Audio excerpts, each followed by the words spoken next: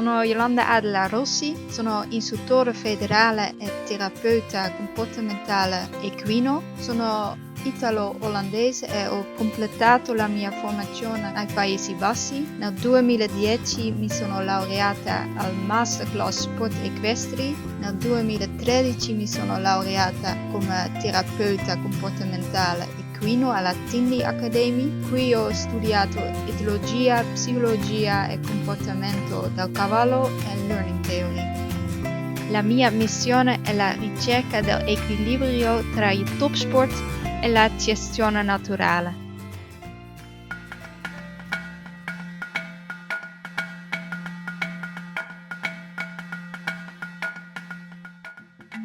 Sono una dressagista e amo tanto lo sport e le gare.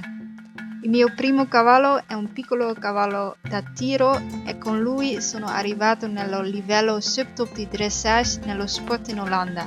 Ho insegnato da solo tutti gli esercizi del Grand Prix. Lui sta ancora con me dopo 20 anni e lui è anche venuto con me quando sono trasferito in Italia. Mi alleno con tutti i tipi di razze di cavalli perché ogni cavallo può imparare e ottenere più equilibrio, diventare più atletico e più bello tramite il dressage. Io monto con morso e anche senza morso, bitless. Io lavoro con i miei cavalli in libertà per migliorare la comunicazione e cooperazione tra me e il cavallo. Per me è come team building. Voglio un cavallo con una mente aperta per imparare e cooperare con me. Questo mindset è anche molto utile per andare in gara. Io uso il rinforzo positivo come metodo di insegnamento. Il rinforzo positivo è un termine scientifico dalla psicologia e con la parola positivo o la parola negativo non intendiamo dare giudizio di valore. Il significato è solo matematico, cioè che, rispettivamente, diamo o togliamo qualcosa. Per imparare con il rinforzo positivo, il cavallo ottiene un premio entro 3 secondi dal comportamento dichiarato. Puoi anche usare un clicker. Dopo il suono del clicker ti dà il premio. Così il click diventa un rinforzo positivo secondario. L'uso del rinforzo positivo è ben conosciuto nell'addestramento dai cani, delfini e altri animali, ma ancora poco applicato nell'addestramento del cavallo.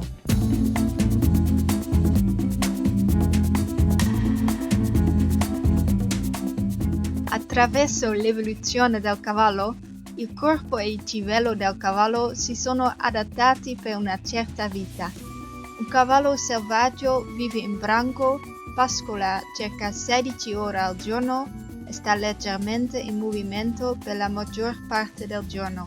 Se si mantiene un cavallo troppo lontano da questi bisogni naturali, appariranno problemi nella salute del cavallo. Tutti i miei cavalli sono barefoot, scalzi. I miei cavalli hanno 3 diritti e sono, secondo i miei studi scientifici, i più importanti e la base della gestione dei nostri cavalli domestici. 1. Abbastanza foraggio diffuso per tutto il giorno. Il fieno preferibilmente dato tramite un slow feeder. 2. Muoversi in libertà abbastanza ore al giorno nel paddock o al pascolo.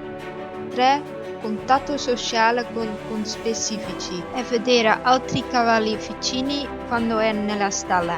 Ci sono ancora più componenti che possono migliorare la vita del nostro cavallo domestico, ma in questo video parlo solo di questi 3 perché sono i più importanti e sono i più fattibili per ogni proprietario del cavallo.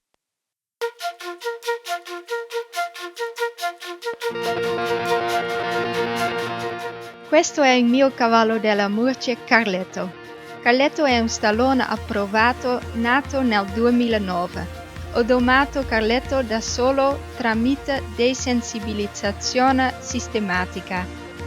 Questo significa che si abitua il cavallo a cose nuove con piccoli passi.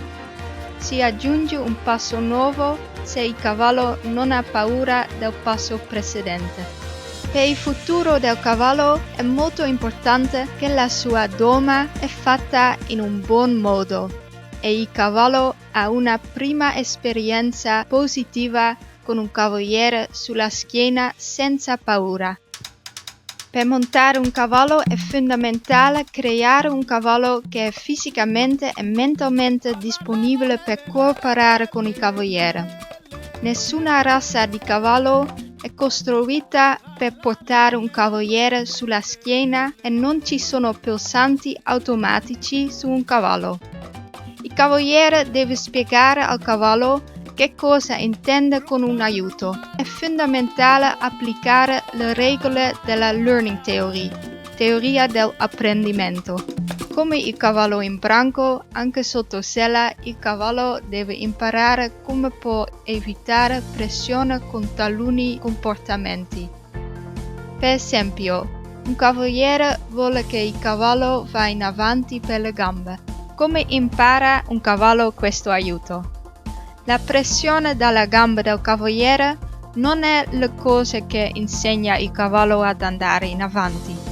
Il rilascio dalla pressione dalla gamba è quello che insegna al cavallo di andare in avanti.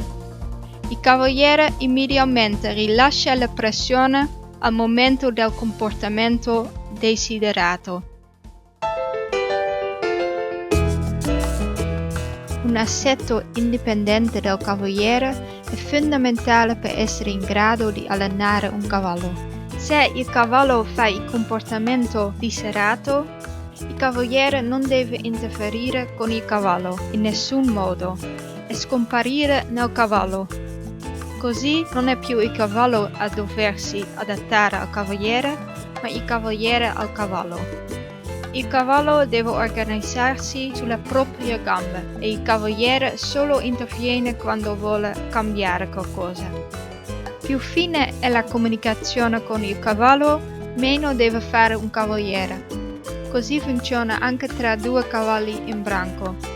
Un cavallo dominante ha solo bisogno di mettere un orecchio indietro per dire ad un cavallo con un grado inferiore che non deve venire più vicino. Ma questa comunicazione, quasi invisibile, è solo possibile quando si sono fatti precedenti accordi tra i due cavalli. Aiuti devono essere semplici e logici. Non vogliamo dare un aiuto in avanti allo stesso momento di un aiuto di fermata. Non usare mai l'acceleratore e il freno allo stesso tempo. È come in macchina. Dobbiamo evitare l'uso contemporaneo di aiuti contrapposti, altrimenti il cavallo diventa confuso e non può rispondere bene agli aiuti. Questo sembra molto logico, ma questa è una delle cose più difficili in equitazione. E ogni cavaliere a volte inconsciamente dà segnali confusi al cavallo. Anch'io provo ogni giorno a migliorare la comunicazione, dare gli aiuti più piccoli possibile e chiedere solo una domanda al mio cavallo allo stesso tempo.